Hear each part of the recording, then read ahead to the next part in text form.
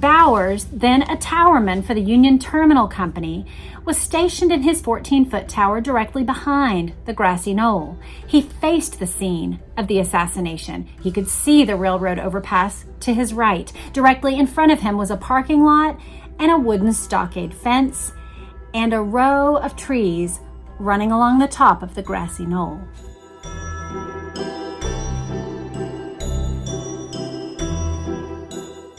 Hello and welcome back to my channel. I'm Jessica Nell, and if you're new, then welcome. I would love to earn your subscription with this video. Today we are going to be in part one of what I believe is going to be a three-part series on one of the JFK witnesses that provided the most potentially explosive testimony and, to me, the most clear and compelling. His name was Lee Bowers. And not only was his testimony potentially one of the most explosive, but also he died under mysterious circumstances. So that's why we're going to take at least 2, probably 3 episodes to really look into the life and the testimony of Lee Bowers. The first place where we're going to go, some of these we have actually read in small portions before, but I am going to look at these 3 primary sources. So Forgive My Grief 2 by a man named Penn Jones. His article later called Disappearing Witnesses, that's about over 100 murders, suicides, and mysterious deaths, the strange fate of those who saw Kennedy shot. We've gone through this article before. It was published in January 1984, but we're going to read the portions related only to Lee Bowers and then what Robert Groden and Harrison Livingston had to say about Lee Bowers in their book, High Treason. So we will be looking at that. In subsequent episodes, we're going to examine this book that I just got from my local library. It's called The Real Facts of Lee Bowers' Death, JFK Assassination Eyewitness, Rush to Conspiracy. So kind of a play on the Rush to Judgment title. And she is definitely not of a conspiratorial mindset at all. So we'll look at her account, and then we will wrap up with Richard Belzer's look at the case in his book, Hit List. So we're going to have a 3-part look, I think, at the testimony and the mysterious circumstances of the death of Lee Bowers. And I do want to let you know, this is one of the pieces of evidence that I actually have a slight personal connection with, which is that when Lee Bowers died, he was attended by the physician who was later my childhood physician. Like Dr. Bull was the man who we would call when I was away at camp and got poison ivy, and he'd call in the prescription or whatever. And I went to him every year for annual checkups and that kind of thing. Of course, he was an old man by that point, but he was my childhood physician. He's the attending physician of Lee Bowers when he passed away. So for me, I always look at the story of Lee Bowers a little more closely, along with a couple of others that I kind of have a personal connection with. So this is one that we're going to look at today, and I'm excited to share his story with you. So the first thing that I actually want to do is first to read from what is the appendix of this book. We will start with his first affidavit and then his Warren Commission testimony so that you can hear from Lee Bowers himself before we start to get into the mystery of his death. So this is the state of Texas, county of Dallas, and the notary public, Patsy Collins, signs and says that this is Lee E. Bowers Jr.'s affidavit. I work at North Tower Union Terminal Co., RI 84698, 7 a.m. to 3 p.m., Monday through Friday. The tower where I work is west and a little north of the Texas Book Depository Building. I was on duty today, and about 11:55 a.m., I saw a dirty 1959 Oldsmobile station wagon come down the street toward my building. This street dead ends in the railroad yard. This car had out-of-state license plates with white background and black numbers, no letters. It also had a Goldwater for 64 sticker in the rear window. This car just drove around slowly and left the area. It was occupied by a middle-aged white man, partly gray hair. At about 12:15 p.m., another car in the area with a white man, about 25 to 35 years old, driving. This car was a 1957 Ford, black, two-door, with Texas license. This man appeared to have a mic or telephone in the car. Just a few minutes after this car left at 12:20 p.m., another car pulled in. This was a 1961 Chevrolet Impala, four-door. I'm not sure that this was a four-door, color white and dirty up to the windows. This car also had a Goldwater for 64 sticker. This car was driven by a white male about 25 to 35 years old with long blonde hair. He stayed in the area longer than the others. This car also had the same type license plates as the 1959 Oldsmobile. He left this area at about 12:25 p.m. About 8 or 10 minutes after he left, I heard at least 3 shots, very close together. Just after the shots, the area became crowded with people coming from Elm Street and the slope just north of Elm. Written signature of Lee E. Bowers, Jr., sworn on this date, the 22nd of November, 1963. So that was his same day affidavit. Here is his Warren Commission testimony. Bowers' testimony to the Warren Commission took place at 2 p.m. on April 2nd, 1964, in the office of the U.S. Attorney in Dallas. The individual conducting the interview was Joseph Bull, Assistant Counsel of the President's Commission. Bowers' testimony included numerous details missing in the Dallas statement. This was most evident regarding the individuals he observed in the area of the Grassy Knoll. Mr. Bull, will you stand and be sworn? Mr. Bowers, do you solemnly swear that the testimony you're about to give for this commission will be the truth, the whole truth, and nothing but the truth, so help you God? Yes, sir. Will you state your name, please? Lee E. Bowers, Jr. And what is your residence? He gives it.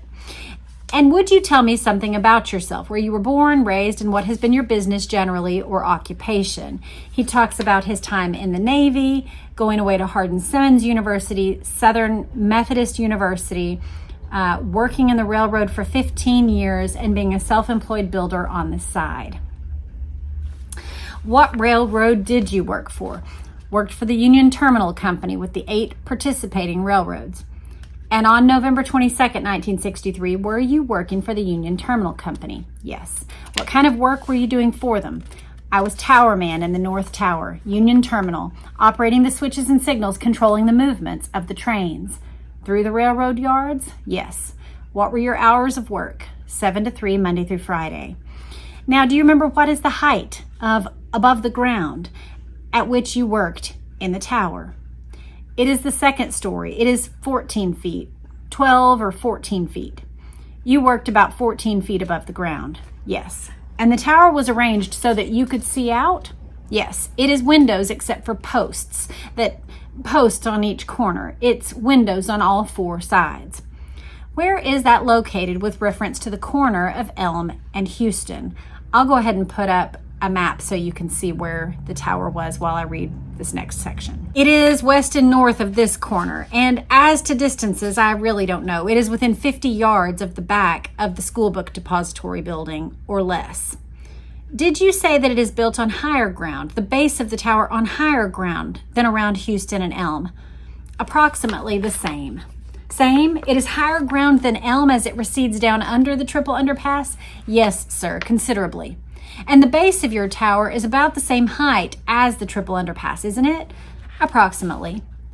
Now, can you tell me why you refer to that as a triple underpass? In our conversation here, before you were sworn your description, you described it as a triple underpass.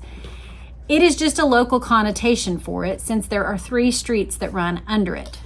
I see. And how many sets of tracks do you control from your tower? There are about 11 tracks in the station and 2 freight tracks. That would be 13 tracks, that is, the tracks all together that pass in front of your tower? Yes, of course, where the tracks converge and cross and split off to various railroad yards. And the tracks are to the north and west of your tower, aren't they?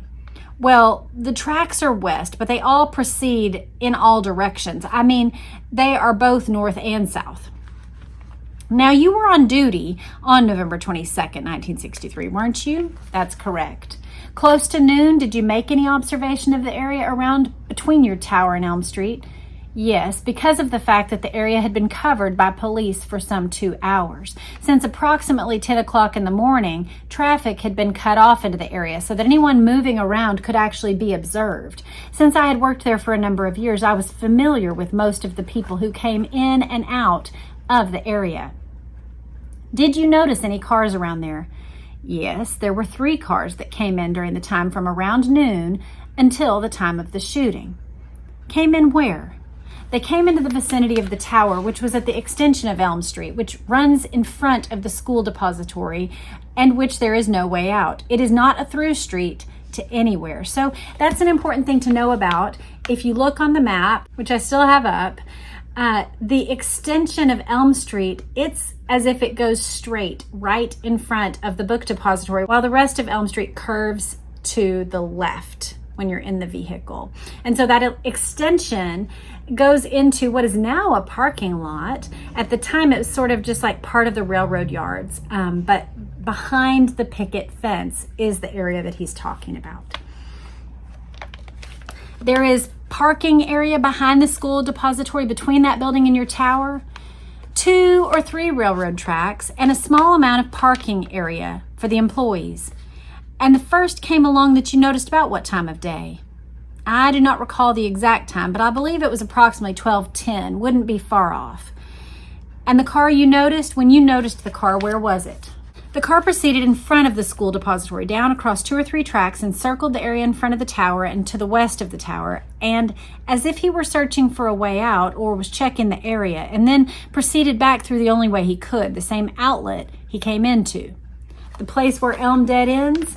That's right. Back in front of the school depository was the only way he could get out, and I lost sight of him. I couldn't watch him. What was the description of the car? The first car was a 1959 Oldsmobile, blue and white station wagon with out-of-state license. Do you know what state? No, I do not. I would know it if I could identify it, I think, if I looked at a list. And it had something else, some bumper stickers? Had a bumper sticker, one of which was a Goldwater sticker, and the other of which was of some scenic location, I think. And did you see another car? Yes, some 15 or so minutes after this, at approximately 12 o'clock, 20 to 12, I guess 12:20 would be close to it. A little time differential there, but there was another car, which was a 1957 black Ford with one male in it that seemed to have a mic or telephone or something that gave the appearance of that at least. How could you tell that? He was holding something up to his mouth with one hand, and he was driving with the other and gave the appearance. He was very close to the tower. I could see him as he proceeded around the area. What kind of license did that have? Had a Texas license. What did it do as it came into the area? From what street? Came in from the extension of Elm Street in front of the school depository. Did you see it leave? Yes, after 3 or 4 minutes cruising around the area, it departed the same way. He did probe a little further into the area than did the first car. Did you see another car? Third car, which entered the area, which was some 7 or 9 minutes before the shooting. I believe was a 1961 or 1962 Chevrolet, 4-door Impala, white, showed signs of being on the road. It was muddy up to the windows, bore a similar out-of-state license to the first car I observed, occupied also by one white male. What did it do? He spent a little more time in the area. He circled the area and probed one spot right at the tower in an attempt to get, and was forced to back out some considerable distance and slowly cruised down back towards the front of the school depository building. Then did he leave? The last I saw of him, he was pausing just above the assassination site. Did the car park or continue on, or did you notice? Whether it continued on at that very moment or whether it pulled up an only short distance, I couldn't tell. I was busy. How long was this before the president's car passed there? This last car, about 8 minutes. Were you in a position where you could see the corner of Elm and Houston from the tower? No, I could not see the corner of Elm and Houston. I could see the corner of Main and Houston as they came down and turned on, and then I couldn't see it for about half a block, and after they passed the corner of Elm and Houston, the car came in sight again. You saw the president's car coming out the Houston Street from Main, did you? Yes, I saw it. Then you lost sight of it. Right, for a moment. Then you saw it again where? It came in sight after it had turned the corner of Elm and Houston. Did you hear anything? I heard 3 shots. 1, then a slight pause, then 2 very close together. Also reverberation from the shots.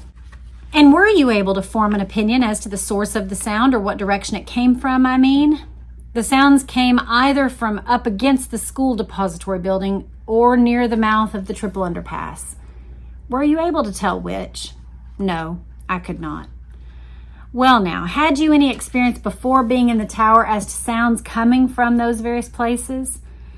Yes, I had worked in this same tower for some 10 or 12 years and was there during the time they were renovating the school depository building, and had noticed at that time the similarity of sounds occurring in either of those two locations. Can you tell me now whether or not the sounds you heard, the 3 shots, came from the direction of the depository building or the triple underpass? No, I could not. From your experience there, previous experience there, in hearing sounds that originated at the Texas School Book Depository building, did you notice that sometimes those sounds seemed to come from the triple underpass? Is that what you told me a moment ago? There is a similarity of sound because there is a reverberation which takes place from either location. I just want to stop for just a minute and say that it is clear to me that Lee Bowers is not coming with some sort of agenda to try to get a particular view through. He is being very reasonable about, I can't tell where the sound came from, and I'm not going to nail it down, and I'm not going to try to take a view about it. He's just saying those two, I've heard them and they sound similar, and I heard echoes and it sounded similar to what I'd heard in the past. Had you heard sounds originating near the triple underpass before? Yes, quite often, because trucks backfire and various occurrences. And you had heard noises originating from the Texas School Book Depository when they were building there. They were renovating. I did carpenter work as well as sandblasted the outside of the building. Now, were there any people standing on the high ground between your tower and where Elm Street goes down under the underpass, toward the mouth of the underpass? Directly in line, toward the mouth of the underpass, there were 2 men. One man, middle-aged or slightly older, fairly heavy-set, in a white shirt, fairly dark trousers. Another younger man, about mid-20s, in either a plaid shirt or plaid coat and jacket. Were they standing together or standing separately? They were standing within 10 or 15 feet of each other and gave no appearance of being together as far as I knew. In what direction were they facing? They were facing and looking up towards Maine and Houston and following the caravan as it came down. Did you see anyone standing on the triple underpass? On the triple underpass, there were 2 policemen, one facing each direction, both east and west. There was one railroad employee, a signal man there with the Union Terminal Company, and 2 welders that worked for the Fort Worth welding firm. And there was also a laborer's assistant furnished by the railroad to these welders. You saw those before the president came by? You saw those people? Yes, they were there before and after. And they were standing on the triple underpass. Yes, they were standing on the top of it, facing toward Houston Street, all except, of course, the one policeman on the west side. Did you see any other people up on this high ground? There were 1 or 2 people in the area, not in this same vicinity. One of them was a parking lot attendant that operates a parking lot there, 1 or 2. Each had uniforms similar to those custodians at the courthouse. But they were some distance back, just a slight distance back. When you heard the sound, which way were you looking? At the moment I heard the shot, I was looking directly towards the area. At the moment of the first shot, as close as my recollection serves, the car was out of sight behind this decorative masonry wall in the area. And when you heard the second and third shot, could you see the car?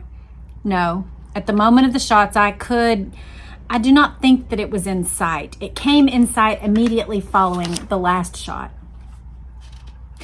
Did you see any activity in this high ground above Elm after the shots? At the time of the shooting, there seemed to be some commotion, and immediately following there was a motorcycle policeman who shot nearly all of the way to the top of the incline. On his motorcycle? Yes. Did he come by way of Elm Street? He was part of the motorcade and had left it for some reason, which I did not know. He came up almost to the top, and I believe abandoned his motorcycle for a moment and then got on it and proceeded. I don't know. How did he get up? He just shot up over the curb and up. He didn't come then by way of Elm, which dead ends there. No, he left the motorcade and came up the incline on the motorcycle. Was his motorcycle directed toward any particular people? He came up into this area where there are some trees and where I had described the two men were in the general vicinity of this. Were the two men there at the time? As far as I know, one of them was. The other, I could not say. The darker dressed man was too hard to distinguish from the trees. The one in the white shirt, yes, I think he was. When you say there was a commotion, what do you mean by that? What did it look like to you when you were looking at the commotion? I am just unable to describe, rather than it was something out of the ordinary, a sort of milling around, but something occurred in this particular spot which was out of the ordinary, which attracted my eye for some reason, which I could not identify. You couldn't describe it? Nothing that I could pinpoint as having happened. That afterwards, did a good many people come up there on this high ground at the tower? A large number of people came, more than one direction. One group converged from the corner of Elm and Houston and came down the extension of Elm and came into the high ground. And another large group went across the triangular area between Houston and Elm, and then across Elm and then up the incline, some of them all the way up. Many of them did, as well as, of course, between 50 and 100 policemen within a maximum of 5 minutes. So what he's describing is dozens of people coming in addition to between 50 and 100 policemen. There are photos of this, and it was a large mass of people suddenly in the railroad yards. In this area around your tower, that's right, sealed off the area, and I held off the trains until they could be examined, and there was some transients taken on at least one train. I believe you have talked this over with me before your deposition was taken, haven't we? Yes. Is there anything that you told me that I haven't asked you about that you can think of? Nothing that I can recall. You have told me all that you know about this, haven't you? Yes. I believe that I have related everything which I have told the city police and also told to the FBI. And everything you told me before we started taking the deposition. To my knowledge, I can remember nothing else. Now this will be reduced to writing, and you can sign it. Look it over and sign it. Waive your signature if you wish. What do you wish? I have no reason to sign it unless you want me to.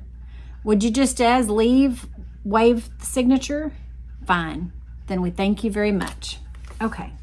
So that is the end of his Warren Commission testimony.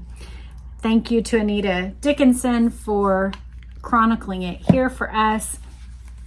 Now what we get is the first mention. Now this is from Forgive My Grief 2.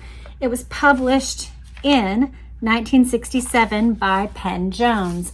This was his chronicling of, he ended up publishing 4 volumes of Forgive My Grief, of mysterious deaths and concerning instances related to people somehow connected with the JFK assassination. And so this is from chapter 5 in this book, just titled, And More Deaths.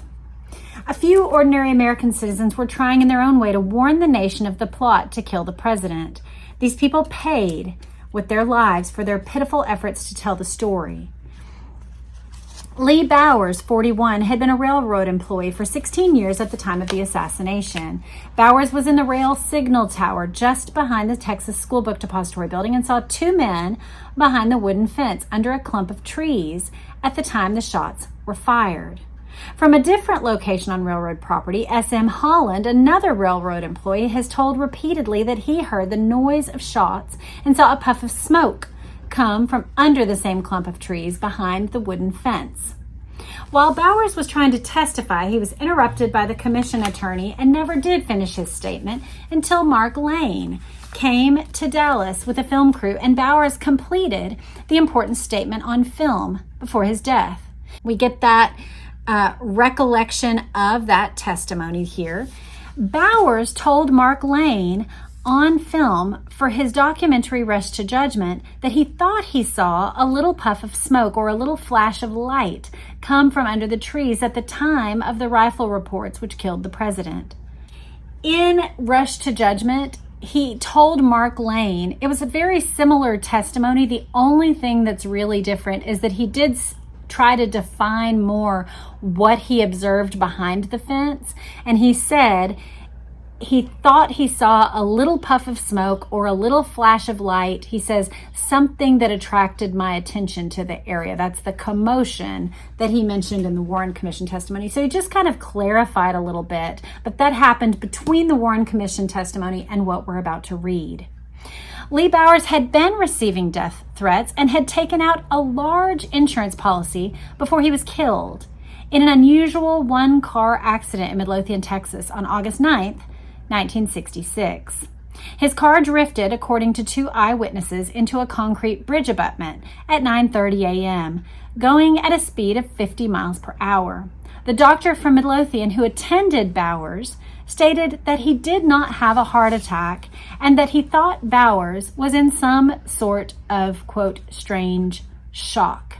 Now, what you need to know is that Penn Jones actually lived in Midlothian, Texas. This was his hometown. He was actually the publisher of, and it's here, the Midlothian Mirror, which was then and still is the local newspaper. And so he was a man who ran the local newspaper. He had purchased his own paper. And then once Kennedy was assassinated, he became a local investigative reporter that would go behind and try to identify where people were and get firsthand accounts of whatever happened, whether it was in relation to the JFK assassination or the J.D. Tippit murder. He tracked people down and tried to get their comments, and along the way ended up having 4 volumes of unexplained deaths and concerning details surrounding the JFK assassination. He also went on to publish many things, and he was really interested in the case and advanced the case in the early years. But his office, which was right on Main Street in Midlothian, again, this is the town that I grew up in, and he actually owned the paper when I was a child. His office was a block and a half from Dr. Bull's office, and Dr. Bull was the man who attended Lee Bowers. He was the attending physician that's quoted there. Now, we're going to get into some controversy about Dr. Bull's statements, so hang on to your hat. Let's hold our thoughts and let's just learn about the Lee Bowers case. Now, the next thing we're going to read from is from this article called Disappearing Witnesses from the same man, Penn Jones. This one I've printed off of the internet. The subheading is Over 100 Murders, Suicides, Mysterious Deaths, the Strange Fate of Those Who Saw Kennedy. And so it goes through many different people, but we get to Lee Bowers. Lee Bowers' testimony is perhaps as explosive as any recorded by the Warren Commission. He was one of the 65 witnesses who saw the president's assassination and who thought shots were fired from the area of the Grassy Knoll. But more than that, he was in a unique position to observe some pretty strange behavior in the Knoll area before and during the assassination. Bowers, then a towerman for the Union Terminal Company, was stationed in his 14-foot tower directly behind the Grassy Knoll. He faced the scene of the assassination. He could see the railroad overpass to his right. Directly in front of him was a parking lot and a wooden stockade fence and a row of trees running along the top of the Grassy Knoll. The knoll sloped down to the spot on Elm Street where the president was killed. Police had cut off traffic into the parking lot so that anyone moving around could actually be observed. Bowers made 2 significant observations, which he revealed to the Warren Commission. First, he saw 3 unfamiliar cars slowly cruising around the parking area in the 35 minutes before the assassination. The first 2 left after a few minutes, and the driver of the second car appeared to be talking into a mic or a telephone. He was holding something up to his mouth with one hand and he was driving with the other. A third car with out-of-state license plates and mud up to the windows probed all around the parking area. Bowers last remembered seeing it about 8 minutes before the shooting, pausing just above the assassination site. That is relevant and could have been useful at the time of the investigation had anybody cared to follow up about it. Bowers also observed 2 unfamiliar men standing on the top of the knoll at the edge of the parking lot within 10 or 15 feet of each other. One man, middle-aged or slightly older, fairly heavy set in a white shirt, fairly dark trousers. Another man younger, about mid-20s, in either a plaid shirt or plaid coat or a jacket. Those are exact quotes. He's just being listed here just as he said. Both were facing toward Elm and Houston in anticipation of the motorcade. The 2 were the only strangers he remembered seeing. His description shows remarkable similarity to Julia Ann Mercer's description of two unidentified men climbing the knoll that morning. It certainly does. And one of hers was also in a plaid jacket. When the shots rang out, Bowers' attention was drawn to the area where he had seen the two men. He could still make out the one in the white shirt. Bowers observed some commotion at that spot, something out of the ordinary, a sort of milling around. We just read that. Later, Bowers testified that the commotion that caught his eye may have been a flash of light or smoke. On the morning of August 9th, 1966, now we get to the death particulars. Lee Bowers, vice president of a construction firm by this point, was driving south of Dallas on business. He was 2 miles south of Midlothian, Texas, when his brand new company car veered from the road and hit a bridge abutment. A farmer who saw it said the car was going about 50 miles an hour, a slow speed for that road. Bowers died in a Dallas hospital. He was 41. There was no autopsy, and he was cremated. A doctor from Midlothian who rode to Dallas in the ambulance with Bowers noticed something peculiar about the victim. He was in some strange sort of shock, the doctor said, a different kind of shock than an accident victim experiences. I can't explain it. I've never seen anything like it. This was Dr. Bull, my childhood doctor. This is the part, though, that makes this testimony all the more concerning, because whatever we do with Dr. Bull's testimony, and you'll see when we get to this book next time, that she presents a contrasting view of what Dr. Bull actually thought and said. So that's worth knowing. But the next detail complicates the entire matter. Here is what his widow said after he passed to Penn Jones. Penn Jones went and talked to Lee Bowers' widow, and at first she said nothing, and then it says, when I questioned his widow, she insisted there was nothing suspicious, but then became flustered and said, they told him not to talk. So that's what we get from disappearing witnesses. And then in Robert Groden and Harrison Livingston's book, High Treason, the assassination of President John F. Kennedy, What Really Happened, there is a section about Lee Bowers, and I'm going to read it again just so we can see the mentions that people had of Lee Bowers before we get to more recent investigations, which both of these two books that we're going to tackle next time were written in 2013. So here is what is said in this book, I think published in 1989 is when this one was published. Yes, 1989. Lee Bowers Jr. is next on the congressional list. He was in the railroad control tower behind the Grassy Knoll and saw two men behind the fence. He saw 3 unauthorized cars. It tells us the details. More important than these observations is the fact that Bowers saw 2 strangers standing near the wooden fence prior to and at the time of the shooting. One of these men was middle-aged and fairly heavy-set. The other was in his mid-20s and wearing a plaid shirt or jacket. This fits the description of the man carrying the rifle case seen by Miss Mercer. Now, we haven't in this video discussed Miss Mercer, but there's a footnote here that I'll read that describes so you can understand how Lee Bowers' observation dovetails precisely with what Julia Ann Mercer observed that morning. Here is her statement. Julia Mercer made an affidavit that she saw a man carrying a rifle case up the Grassy Knoll before the assassination. Sylvia Marr and others cite Mercer as an example of many witnesses ignored by the Warren Commission, the FBI, and the Secret Service. She was parked down on the road where Kennedy would be assassinated the morning before the assassination, like the morning of, a few hours before it happened. And she saw these 2 men, a man carrying the rifle case and then another one in a plaid jacket going up the Grassy Knoll. So the fact that Lee Bowers describes a plaid jacket and she describes a plaid jacket, both being behind the fence or near the Grassy Knoll, is quite remarkable. When Bowers began to describe the commotion behind the fence during the shooting, he was cut off by Joseph Ball of the Warren Commission. He was going to say, as he told some others later, there was some unusual occurrence, a flash of light or smoke or something which caused me to feel like something out of the ordinary had occurred there.